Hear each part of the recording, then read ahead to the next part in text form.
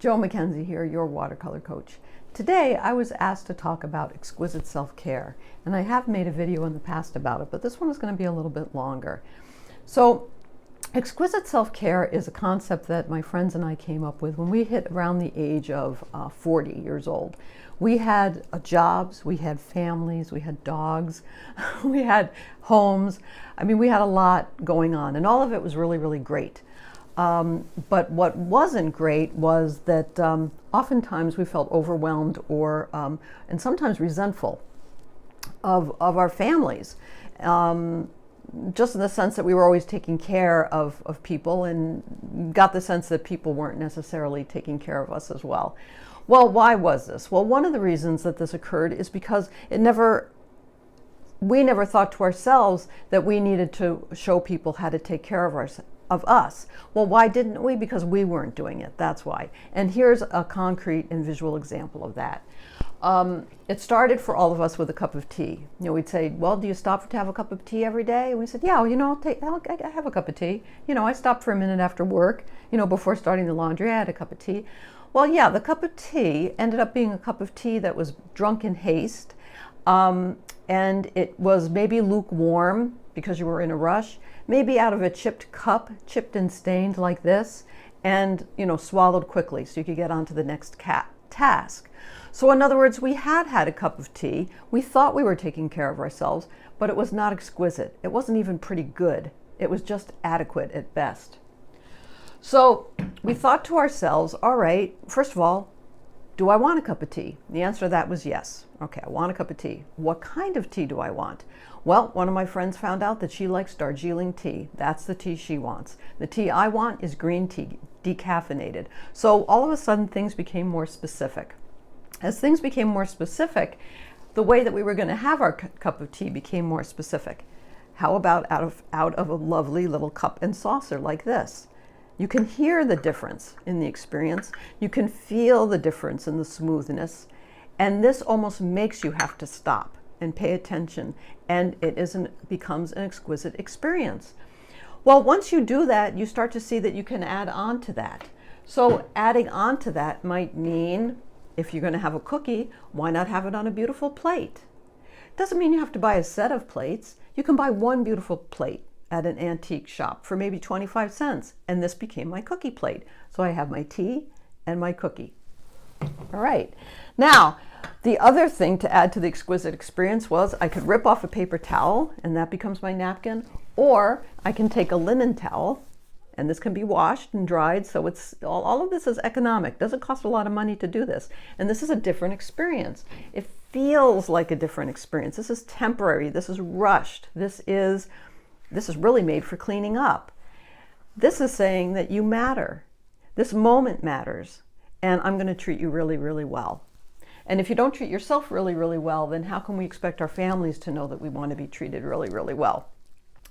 Now, the other way that this has expanded most recently is I've stopped buying Kleenex and tissues. Now that sounds disgusting, right? No, it's not disgusting at all. I bought these beautiful little hankies. They make them for men and women. I bought 15 of them. They can be washed and dried, and believe it or not, it's a really different experience to wipe your face with this lovely cloth than it is a Kleenex, which is really quite rough. The other thing that I found in terms of difference is when I have events here at the house, I make sure that there's no plastic. No, we have events like, painting events here. And I make sure that I set out a beautiful display of treats that I get from a local bakery, and I make sure that there are linen napkins and there are glasses, no plastic, no paper cups. This is a different experience, and it doesn't cost much to have a real glass. You wash it and can use it over and over and over again. But it's a very different experience than this. I mean, it feels different when you hold it. It feels different when you drink from it. And as a result, you feel different in the whole experience. And I want people to go away from my home after spending some time here with me. If they've been kind enough to come see me, kind enough to listen to the things that I have to say about painting, then I want to really reward them with wonderful, wonderful treats and have a beautiful table for them.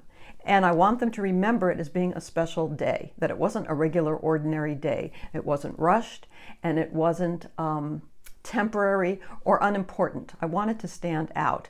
In a sense, what I want to do for my generation was to treat us all like Lady Di for a moment. Or now it would be Meghan Markle, or I forgot, Prince Harry's wife. Yeah, she's Meghan Markle. The other one is Kate Middleton. Right, that's the generation now. You can be sure when they ask for a cup of tea that it doesn't show up like this. No, it doesn't. When they have a cup of tea, I'm sure it shows up with something like, this, probably centuries old, and accompanied by lovely treats, and probably a servant nearby saying, "Ma'am, can I get you something more?" I mean, that's beyond exquisite. I'm not saying that we should be queens and kings. We shouldn't. But there's a difference between exquisite self-care and pretty good self-care and adequate self-care. And if we don't ask ourselves these questions, then we can't expect the people around us to ask the questions or have the answers for us. And so I wanted to also say that changes as you get older. I mean, some of the experiences that I have now, I used to love ice skating, was one of my favorite things to do. Swimming was one of my favorite things to do. But times change. Those are not my favorite things to do anymore.